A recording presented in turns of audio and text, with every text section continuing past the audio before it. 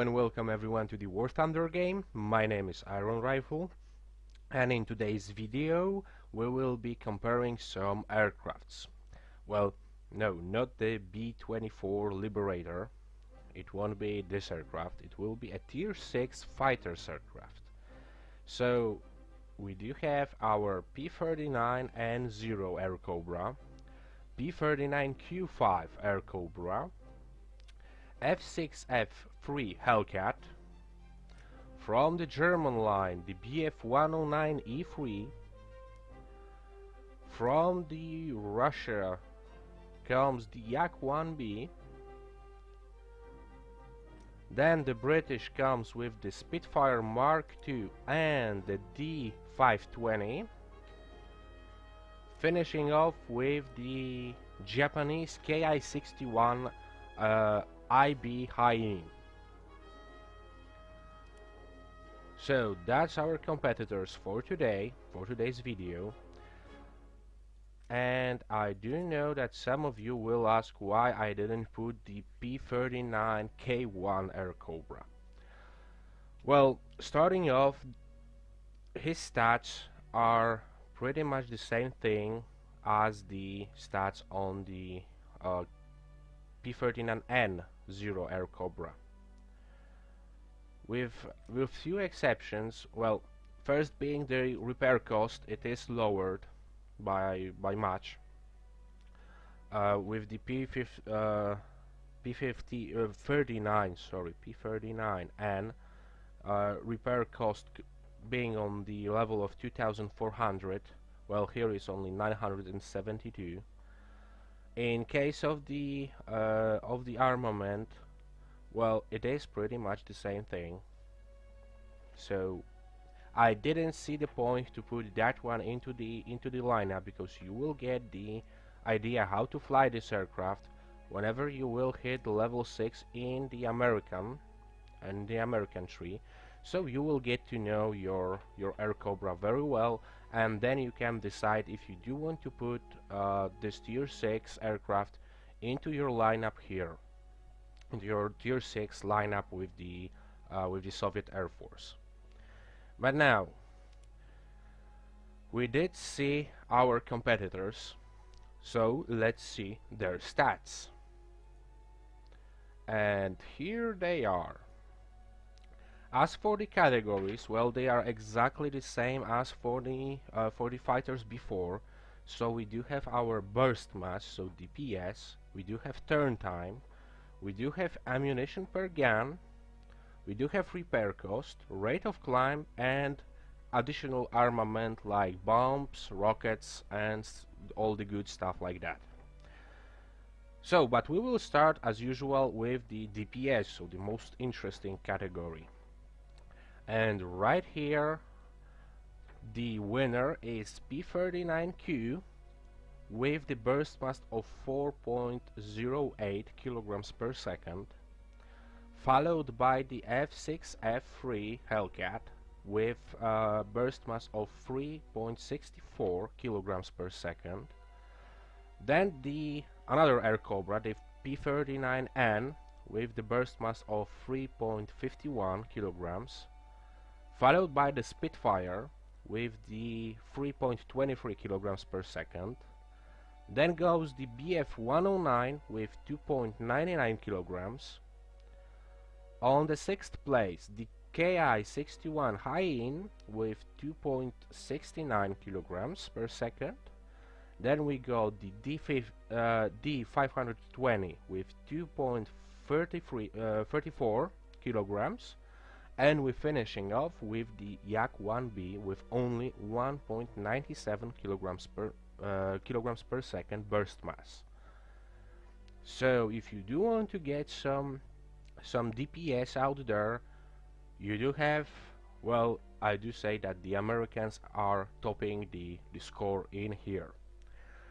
But let's see how well they will do in the turn time category. And right here we do have on the first place Yak-1B with the amazing turn time of 18.5 seconds. Then goes the Spitfire with the turn time of 20.4 seconds. On the third place, we do have two aircrafts with the same turn time, the Ki-61 Hien and the P-39Q, both having the 20.9 seconds 9-second turn time. Then there is the P-39N with 21.9 second turn time, the D-520 with 22.9. Then there is the BF-109 with 23.2 seconds, and the worst turn time in this category goes to F6 F3 Hellcat with 27.9 seconds. So either the Yak-1 have the lower DPS or the burst mass, it can really turn well. While the F6F being on the second place in the burst mass is the worst turner. So now let's see about this DPS and how often we can shoot, and so we go to the ammunition per gun.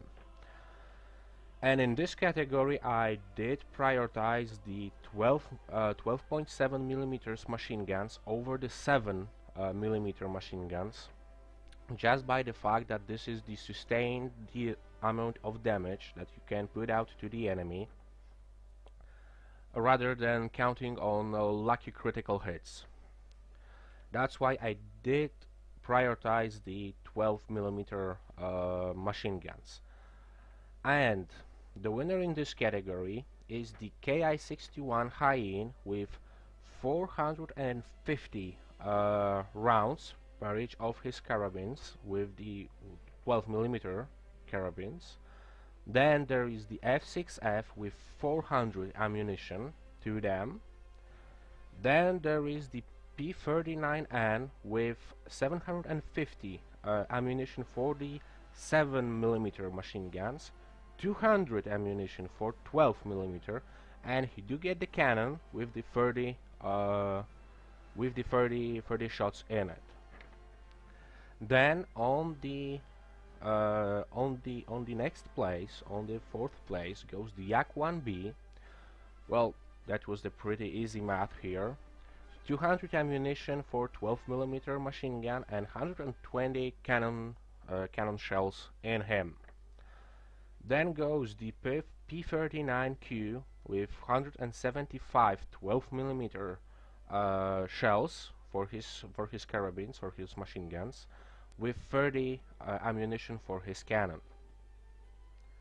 Then the rest is just the 7 millimeters, and there is the BF-109 with 1000 ammunition and 60 cannon shells for the cannon. Then the D-520 with 675 shells per his one machine gun and 60 cannon shells. On the last place, the Spitfire with 350 ammunition for his 7 millimeter machine guns and 60 cannons shells. Oh well, I do like this category very much. And a short explanation why I did prioritize. Well, I did say why I did prioritize the 12 millimeter machine guns. But you might say, well, there are some aircrafts like the Yak-1B or the P-39Q, which are well, they do have 4 12 millimeter machine guns and then the 37 millimeter cannon. When I did put the P-39Q so low in the score, well, on the 5th place, so that's low.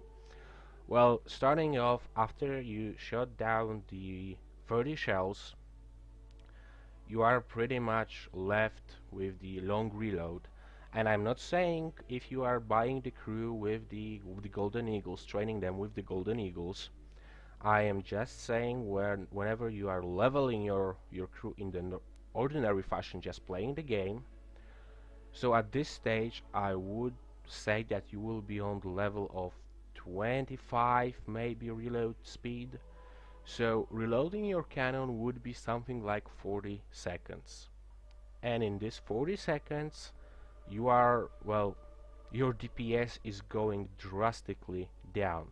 I would say that it is going to something like 2 kilograms per second with those four 12mm machine guns, something around 2. So half of your DPS is out of the combat for the majority of well, for the 40 seconds, roughly for the 40 seconds. I don't know the exact numbers, so don't take my word on it. I'm just, well, saying that, well, around 40 seconds. So that's why I did prioritize the, well, the Hien and the F6F, who do both have very, very good amount of machine guns. Well, F6 has 6 of them. I don't remember how many of the Hien do have, but yeah, 4. And this fire is, I would say, more sustainable, and you do get exactly the same amount of damage in the first seconds of fight and just before you will start reloading your guns. So it's more leveled damage. That's why those two were placed on the first place. And the cannon, well, some might say, well, it is enough to just place one shell of the cannons onto the enemy wing and he will go down. Well, yes, it is the lucky shot because, well, let's face it, trying to hit the wing of the enemy is possible with the cannon, but with the low rate of fire of the cannons, well, lower than the machine guns, of course, it is hard. I'm not saying it's not impossible, it is hard. So that's why I did place this ammo per gun looks like this right now.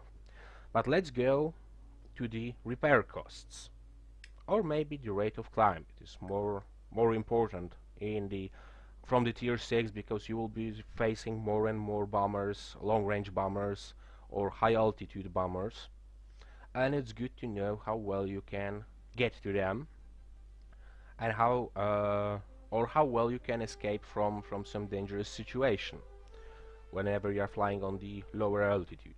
Where for the rate of climb, the clear winner is the BF-109 with 18 meters per second climb rate. Then he is closely followed by both Aircobras, the P-39Q and P-39N, with 17 seconds climb rate, sorry.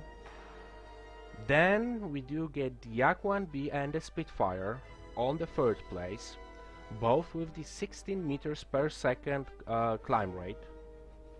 Then there is the F6F with 14 seconds climb rate.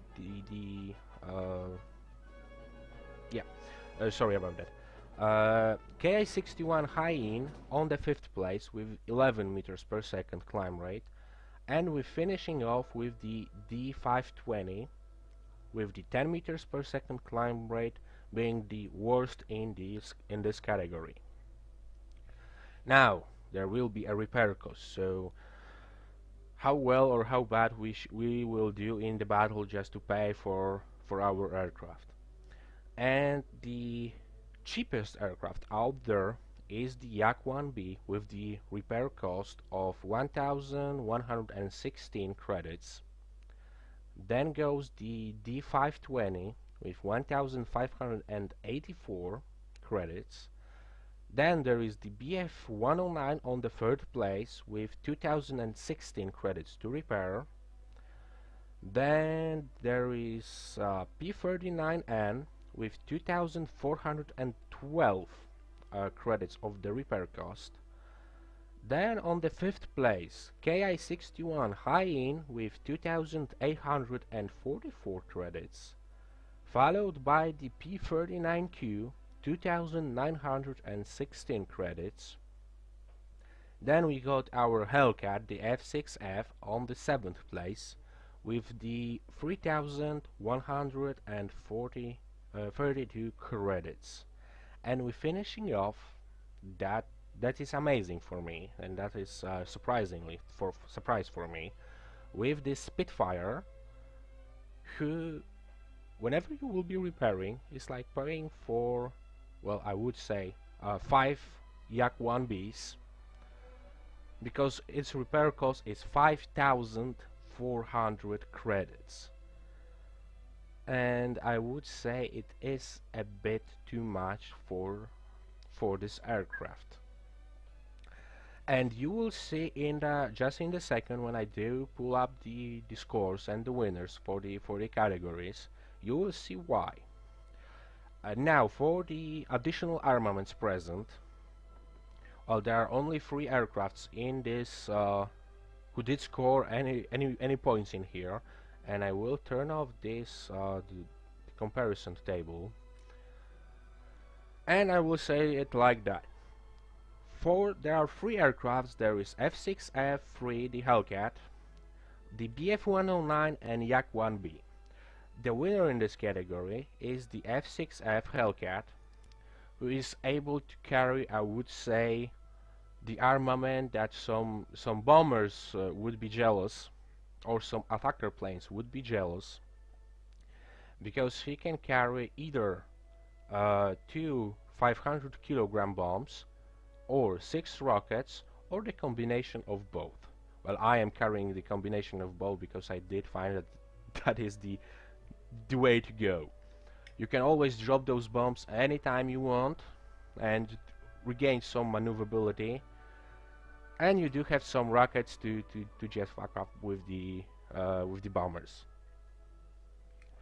That being said, on the second place goes the BF109E3, who can carry, well, he do need extra pylons for it, but he can carry 4 50-kilo bombs, well, 4 grenades, 4 hand grenades, or 1 250-kilo bomb. Well, it is always something, but it's, well, compared to the F6F,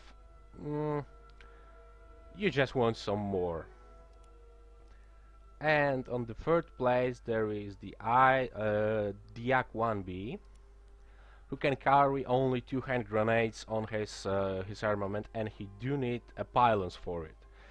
So, well, it is an option, but to be honest, paying the 5,300 credits, I'm not counting the 20 credits because it's, well, I'm not counting it. The 5,300 credits for being able to carry 250-kilo bombs, I would say no. But it is still an option. Well, you will eventually get to those pylons. Well, they are not that expensive. 54,000 aircraft experience you need for that. But again, it is an option. Well, whenever you are flying on some, let's say 1,500 meters above the ground, and you see like 1 or 2 anti-aircraft stations or some light vehicles, and you don't want to dive on them and kill them with the machine guns and cannons, that's the option then.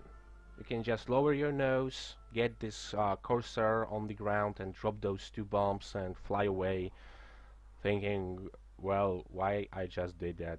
I could leave them for the bombers. So that's the category. The rest of the planes, as you can see on the comparison, don't get to carry any additional armaments. There is only 1 armaments present for them, and it's their default one. So now that we know what aircraft can do what, and what do we expect from them, well, let's see about the final scores they do get. And I was pretty surprised by the winners, and I was surprised by some aircraft that, well, did place on the back end of the line. Well, let's see them. And here they are. On the first place, equally with the 34 points gathered in all categories, go the Yak 1B and the P39N with 34 points. They both place on the first place in this category. Then on the second place, the P-39Q with 33 points in it. That gives him the second place. The third place goes to the F6F Hellcat and the BF-109. Both gathered 31 points and placed on the third place. Now for the fourth place, the Hien with 30 points, and then the Spitfire on the fifth place with 25 points gathered in all the categories. And we're finishing off on the sixth place with the D520, the premium aircraft, with the 23 points. And now you get to know why I was wondering about the, well, I was surprised by the Spitfire, and I must say he didn't place in any of these categories on the first place. He was very close in the turn time, but he did lose with the Yak-1B. But after that, his well, ammunition per gun, well, I could place him a bit higher, but it wouldn't be fair for other aircrafts. And as you can see, it wouldn't change that much, because in the category for the ammunition per gun, I could place him, well, on the fourth place, which would give him additional 5 points, 5 or 6 points. Yeah, that would be a 5 points. But the P-39Q would go down. So he would get to the level of the Hien. The P-39Q would go to the level of 28 points. So that's not the big of the difference, because I was expecting the Spitfire, the one and the greatest Spitfire, to place somewhere in some higher place, because it is a very, very good aircraft. As you can see, I did flew, well, almost half of the aircraft experience bar is filled, and I do enjoy playing this aircraft. It is very good. It can perform well into the zoom and boom tactic. It is a very good turner in the turn fights. Well, he did place on the second place. So why so low points? Why he did place on the fifth place with only 25 points, while the winners get 34 points? So that's almost 10 points difference. I did expect it more from this aircraft. And to be honest with you, as I did say before, it is just the raw stats. It doesn't tell the full story of the aircraft. It doesn't tell how well or how bad it will perform in the air. Well, you get the rough idea about it. But come on, the Spitfire deserves some more points, some more love, because it's just a great aircraft. And when we compare him to the Yak-1B, just a straight comparison, well, it is more expensive to repair, but they both climb at the same rate. The Yak do get the additional armament, but it is like 50 kilobombs, so those are the hand grenades. With the ammunition per gun, they were very, very close. The Spitfire goes down because of the 7.7 millimeter, so 7 millimeter machine guns, 4 of them, and not that great shots for them. With the turn time, they are very close to each other, with the Yak-1B having the 18.5 seconds and the Spitfire 20.4 seconds, so they are very, very close. In the terms of the burst marks, well, the Spitfire goes over because he do have 2 cannons and he do get those 7.7 machine guns. So they were always very, very close to each other. but then the other aircrafts have to screw that up. And yeah, as for the rest, well, I will start from the back of the sixth place, the D520. Well, if you do want to earn credits, that's probably the aircraft you want to go for. His cost is around right now 1000 golden eagles, so you might consider it buying it just for earning money, because well, it is designed to earn money with his laughingly low repair cost. Uh, so yeah, I do believe that whenever you shoot one aircraft down, this aircraft will pay for itself. But in the terms of the burst mass, well, it is a bit lacking. Well, I didn't have the opportunity to fly this aircraft, so I'm just saying from the stats, from what I see on the stats. So, well, I would say you can buy it if you do have, well, the extra money to spend on the game.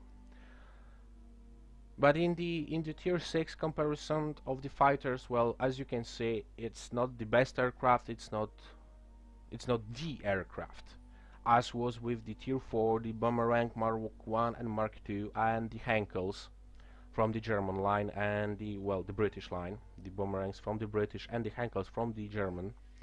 It's not that clear of the choice, well, but it is there.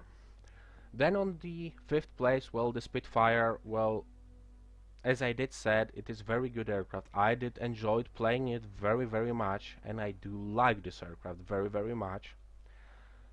But hey, those are just the raw stats, and I won't be complaining about them. Well, I am complaining about them, and I will, because I like this aircraft.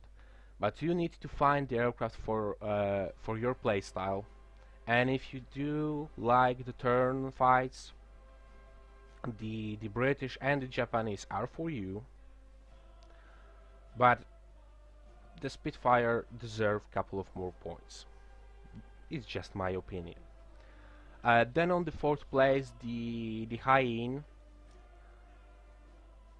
All, well, great aircraft on the, I would say, beneath the 1000 meter altitude, where he can shine with his well, most players call the Japanese the zero gravity fighters, because they can turn in the spot, and that is what's happening with the Japanese. There is some crazy flight model implemented to the game for them right now, so they are able to pull some crazy moves on this well, beneath the 1000 meter altitude. They are great turners, and the Hien here, well, while it's lacking some of the, well, I would say the one cannon here would be a good thing, but we don't have this one cannon, so those four 12.7mm machine guns, they get the job done. I do believe that in the best game I did play in this aircraft, I did shut down 7 enemy aircraft down, just by being able to stay on their tail and harass them. Well, with the Hien, you do have the best ammunition per gun, because with those 4 guns and 180 ammunition for them, he do get 450 shots for one of his machine guns.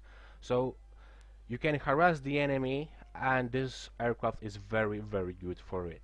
Just don't get yourself in the straight pass or head-to-head pass with anyone, because you will probably lose. And yeah, the Hien, the great turner, same as the Spitfire, and I will be going back to the Spitfire. Then on the 3rd place, both the BF-109 E3, the, well, great attacker, well, the great fighter plane. Whenever you get the chance to go for the boom and zoom tactic, go for it. It will pay off.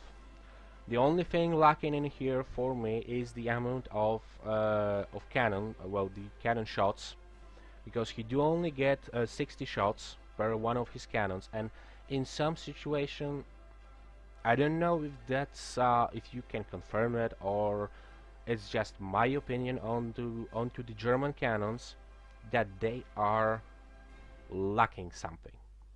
I don't know what is it, but I did find myself into some situation when I was firing the 20 millimeter cannon, the German 20 millimeter cannon, onto the enemy aircraft, and I wasn't able to do anything to the aircraft.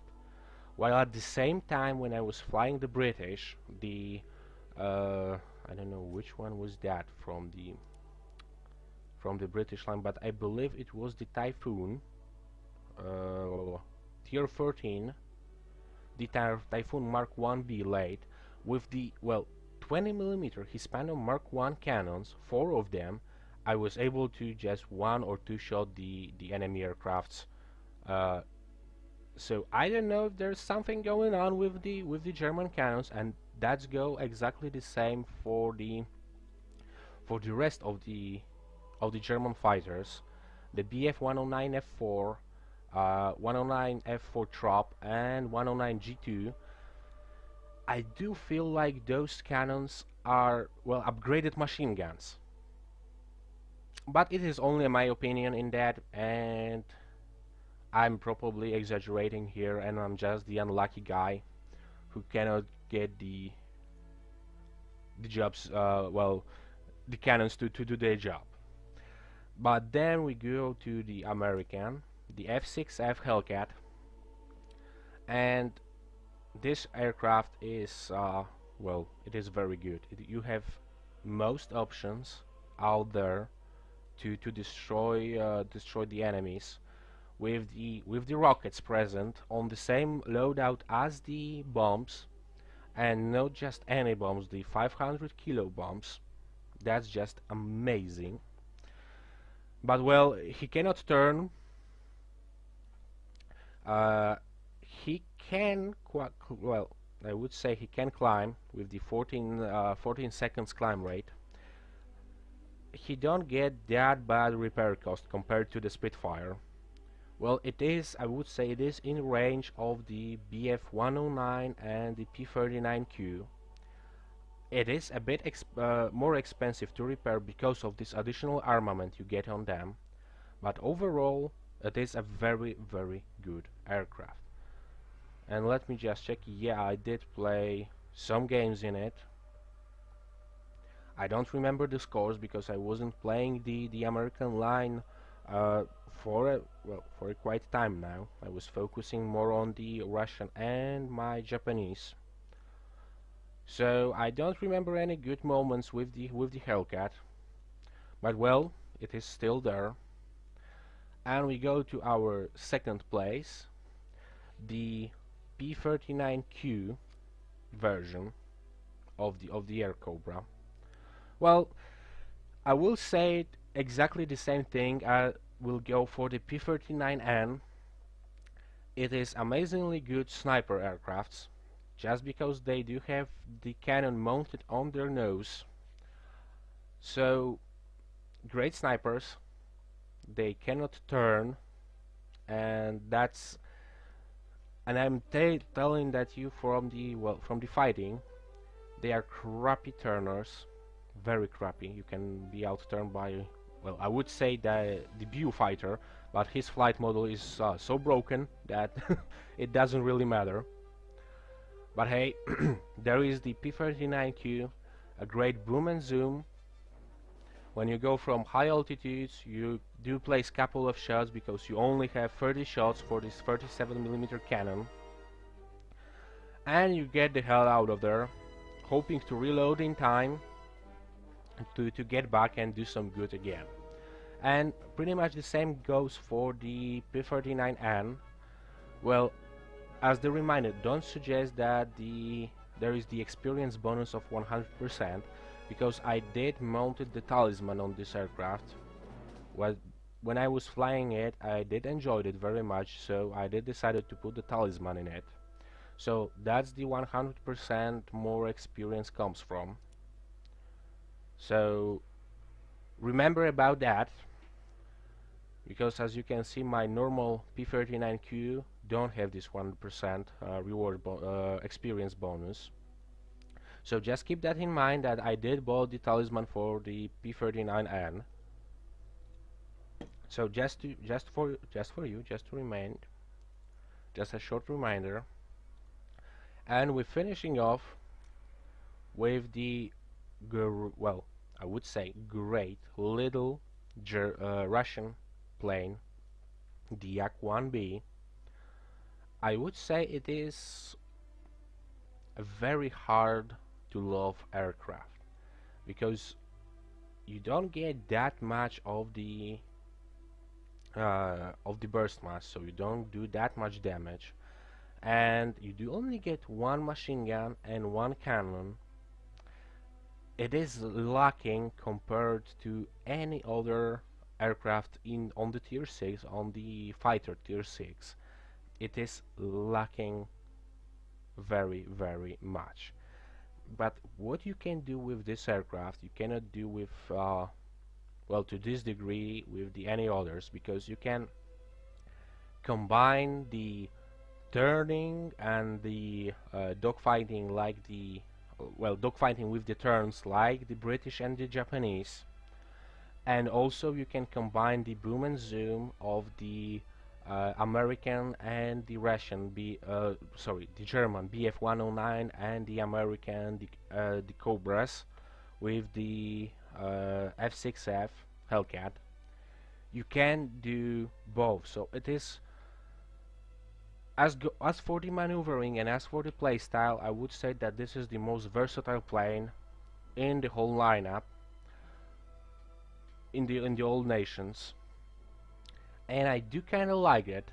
I did play recently. I did play some games in it, and I must say, well, that's why I'm saying this is a very hard loving aircraft, because I am used to having like, well, for example, even the BF-109, 2000 ammunition and 120 cannon shots, and I know I can fly behind the enemy, harassing them.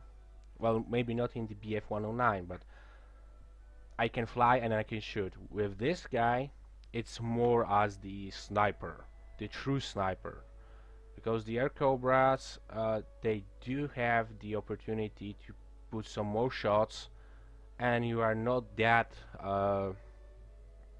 well, you do have the ammunition to just continue firing on your enemy. With the Yak-1B, you are the true sniper. You need to aim every shot. Every time you press the trigger to fire, you need to be sure that your shots will hit, because otherwise you're screwed and you are going for the reload. And after the reload, well, your machine gun, you only have 200 shots. It is better for the cannon, 120, but again, it's a very hard loving aircraft. But as I did say, well, it do sit somewhere. Well, it is good that the Russians are in the middle, because that's the place when I would place the Yak-1B in terms of the how to fight them. Somewhere between the typical boom and zoom of the German and the American, and somewhere between the British and the Japanese in terms of the turn fights. It do sit somewhere in between both all those four nations. So guys, I will get back to my B-24, the Liberator. As for this video, that would be all. I know I'm maybe a bit boring for you. Let me know if those videos are too long for you to watch. I do hope you enjoyed it. I do hope you will like it. There is a little like button down the video. Also, remember to subscribe to my channel.